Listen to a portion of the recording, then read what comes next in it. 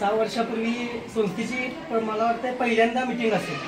आणि 25 जणांच्या मीटिंगमध्ये त्यावेळेस मी पण होतो आणि त्यानंतर त्या मीटिंगचं आता तुम्हाला माहित आहे सरांची एनर्जी कशी आहे आणि ती एनर्जी घेऊन बाहेर व्यसनमुक्तीचं काम ठरवलं होतं की बाबा बाहेर पडावं आणि त्याच वेळेस अस्लम शेख साहेबांना ना सोन्या चांदीचा व्यवसाय असल्यामुळे थोडंफार त्यांच्याशी चर्चा केली उपरीमध्ये की असं एक कंपनी आहे आणि या कंपनीमध्ये संस्थेच्या माध्यमातून कोणतं MLM वगैरे नाही आहे आणि चांगल्या पद्धतीनं समाजसेवा करून अनेक भारत या देशाला लागलेली व्यसनाधीनता कमी करत आपली स्वप्ने पण पूर्ण करू शकतो याबद्दल त्यांना थोडीफार माहिती सांगितली आणि त्यांना सर असं झालं की सांगितल्यानंतर तिने असं कुठं असते काय तिने पहिल्यांदा म्हटलं असं कुठं असतं काय मी अशा अनेक कंपन्या केल्यात म्हटलं मी म्हटलं नाही म्हटली स्पेशल आहे तुम्ही या एकदा आणि बघा म्हटलं आणि त्यानंतर तिने शब्दाला मान राखून तिथं आलं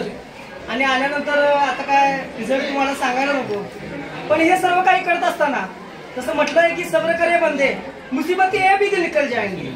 जो लोग तुम्हें देखकर हंसते हैं वही लोग तुम्हें देखते रह जाएंगे त्याग दे सब कुछ ख्वाहिशें कुछ अलग बनने के लिए क्योंकि राम ने भी बहुत कुछ कहा था श्री राम बनने के लिए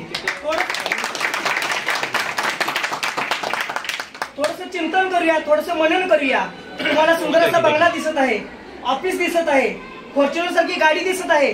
हे सर्व काही मिळवण्यासाठी माणसाचं आयुष्य जातं अनेक पिढ्या निर्माण होतात मग ही गोष्ट प्राप्त होत असते मी सहजासहजी मिळत नाही आहे कारण यासाठी त्याग करावा लागतो कारण प्रभू श्रीरामचंद्रांना रामासमोर श्री ही पदवी लावण्यासाठी श्रीराम बनण्यासाठी 14 वर्षाचा वनवास भोगावा लागला आज या कंपनीच्या माध्यमातून कोणाला वाटेल की तूप खाल्ले की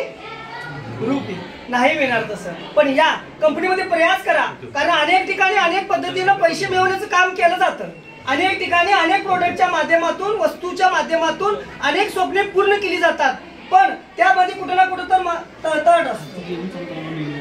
आणि हे जे सातसंगी तुम्ही जे कार्य करताय अनेक जण कार्य करताय ते अत्यंत अनेक जणांच्या मध्ये जसं व्यसनाधीनता लागलेली कीड आहे ती कीड सपवत तुमची स्वतःची स्वप्न पूर्ण करत आहात त्याचं अस्लम शेख साहेबांना पण खरोखर आनंद वाटला कारण इथं आल्यानंतर खूप वेळा त्यांनी मला इन्व्हाइट केलं या म्हणून पण झालं असं बिझनेसच्या शेड्यूल मध्ये बिझी असल्यामुळे येता आलं नाही आज पण बेळगावला गेलो होतो पण आदरणीय आमचे संदीप पुजारी साहेबांनी म्हटलं तिने एवढं तुला मान द्यायलात सन्मान द्यायलात चल तिने एवढं बोलवायलात आज जगामध्ये तिने हे पण वाक्य बोललं अस्लम शेख साहेब तिने म्हटलं की जगामध्ये मान सन्मान देणारी लोक आता कमी आहेत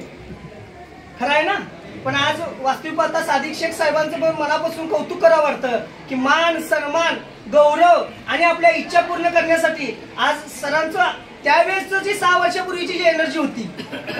तीच एनर्जी आज सरांच्याकडून पण पाहायला मिळते आणि प्रत्येकाने प्रयास करूया की संस्थेचं कार्य की बाबा भारतामध्येच नव्हतं जगाच्या कानाकोपऱ्यापर्यंत पोहोचवण्याचं कार्य करूया कारण वास्तविक पाहता जर मनुष्याचा जन्म जर बघायला गेला समर्थ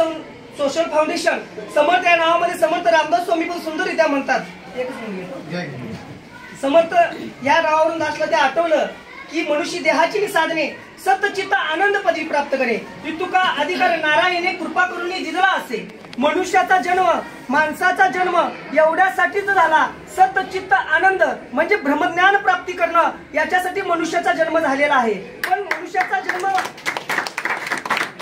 पण हे प्राप्त करण्यासाठी तो पहिला व्यवस्थित असायला पाहिजे बरोबर आहे ना तो जर व्यसनाधीश नसेल शरीराने व्यवस्थित असेल तर तो पदवीपर्यंत प्राप्त करू शकतो या प्रयास करूया मूळ स्वरूप आपलं काय आहे ते जाणून घेऊया आणि अस्लम शेख साहेबांना पण खूप